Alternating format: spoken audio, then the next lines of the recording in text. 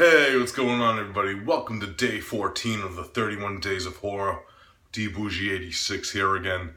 Now, the film I got for you guys today was actually released by one of my favorite companies out there right now, Scorpion Releasing. And it's actually a first-time watch for me. It is a 1972 British horror film, and it goes by the title of Tower of Evil.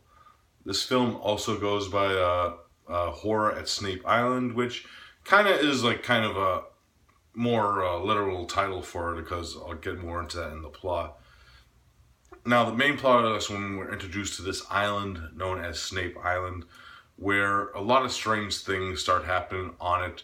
Well, the first thing when we set up to the film is there's actually a discovery of this group of teenagers that were murdered on the island, and the only one that survived was this young girl, and she is the prime suspect in her friend's murders.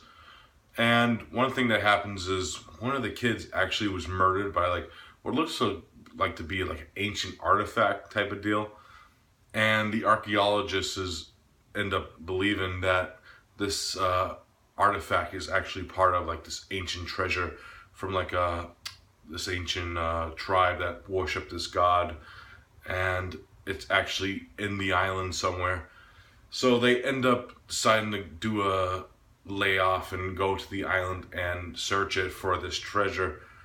But unbeknownst to them, a lot of strange things start happening. They start hearing noises, and a lot of strange things start happening around them as well. And they might not be alone on this island as they thought they were. That is pretty much the main plot without going too much into it. Now, my thoughts on this film.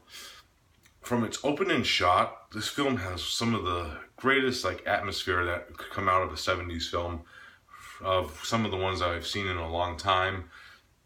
And it has like this great like opening title sequence where we get to see like this island with this image of the lighthouse covered in fog throughout the title sequence, which is really atmospheric and beautiful, and has like this eerie score to it, which is some of the stuff that got me gripped to this film so far on.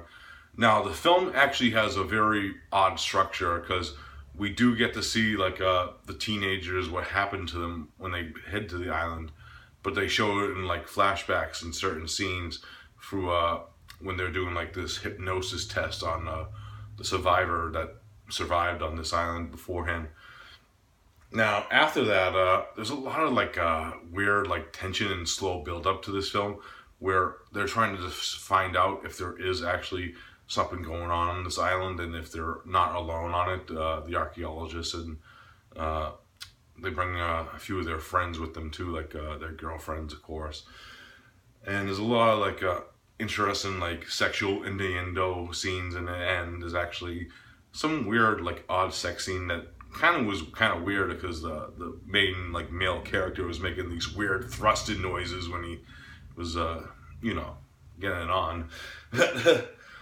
There's not really that much violence in this film. There is, but there isn't at the same time. It's usually done with like quick edits. There is one like really cool scene, like when they're showing like one of the flashbacks of one of the kids that was killed. Pretty badass, because you see like severed body parts and shit. It was like, whoa, shit. And I actually really dug the jump scares, because I didn't even expect them in this film, and it fucking made the film for me.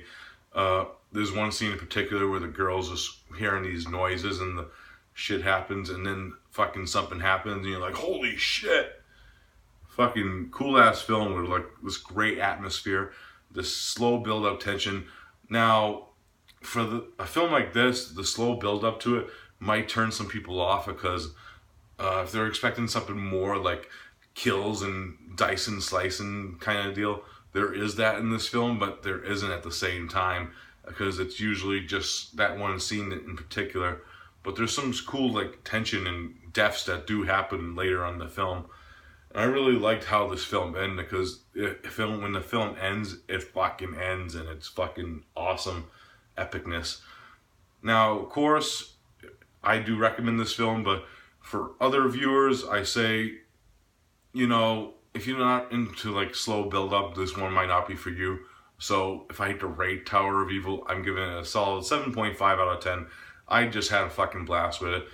fucking great atmosphere, and it really did the number for me. So yeah, 7.5 out of 10 for Tower of Evil. Def check it out. Alright guys, that's it for day 14. I'll be back tomorrow with another one as usual, so I'll see you then guys. Peace out.